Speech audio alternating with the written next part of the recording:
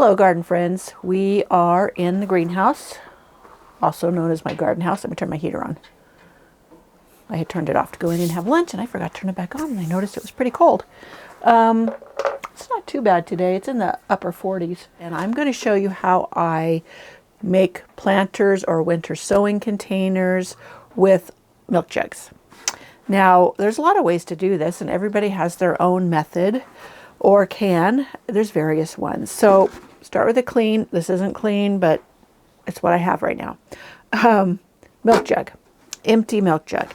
And usually I sanitize them with a 10% bleach solution, meaning 1 part bleach, 9 parts, 10 parts water. I'm not, super precise. And then I just scrub it out and make sure it's good and clean, sanitized. So I'm going to point you down a little bit so you can see more of how I cut it, but I also wanted to say how I do drainage. Now, some people say, how many holes do you put in the bottom? You know what? I just create enough that I know it's going to drain well. I like to heat. This is a skewer. This is what is those? Fondue fork skewer. I heat this up. I either use, let me see, like a sterno or these alcohol burner things out here, or I use my gas stove in the house. Heat it up, put it in there, I twist it a little bit, it opens it up, and I do a bunch of them. Some people also will cut with a box cutter or utility knife in the bottom. That works too. I just am leery of these. They're very, very sharp, and if my hand slips or something, I could slice my hand very easy, and I'm a klutz. So this is safer for me to use. You may find the utility knife just fine. And some people, you just stick it in there, and I guess I could do it. So you can see me. Stick it in there, twist. Stick it in there, twist. And that opens up spaces. I just do plenty. These are a good size, 4.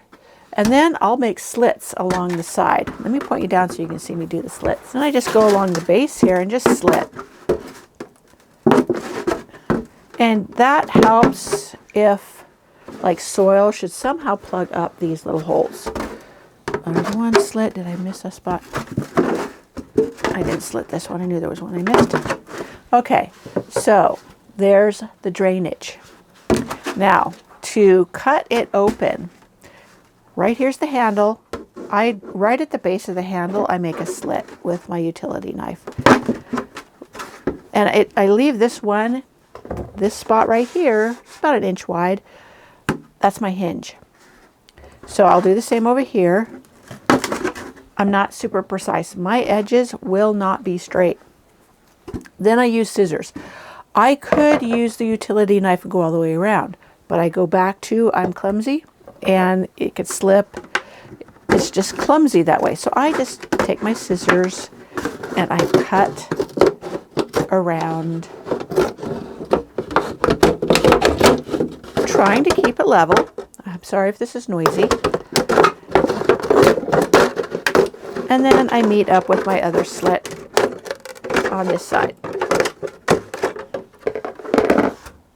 And there you have your winter sowing milk jug planter. So one thing I did want to point out is I don't only use these for winter sowing. When it's getting closer to into spring and I want to sow some less hardy annuals and perennials, I will use these then while it's warmer. I will do the same as I do winter sowing, and I will take you along when I do that this spring. I probably am going to do some coleus when it gets warmer and some other things like that. And you can't call it winter sowing, but it's the same method as winter sowing. It's just later. So I call it my spring sowing method with these little planters, containers. They make mini greenhouses, these milk jugs. You can also start rose cuttings in them. These make great containers for that. And you can fit, 4 or 5 in here quite safely. And then once they've rooted and you see the roots coming through the bottom, that's when you can open it up and transplant them. So that is basically it. how I create drainage in them, how I cut them safely, and or you've seen my other videos of how to plant in them. So when spring comes, I will show you, as I said before, how I start seeds in here then. Also, someone wrote a comment on one of my videos, and they said that somebody used bread ties instead of tape. I guess you would just add more holes along the edges and just tie them together. That's very possible too.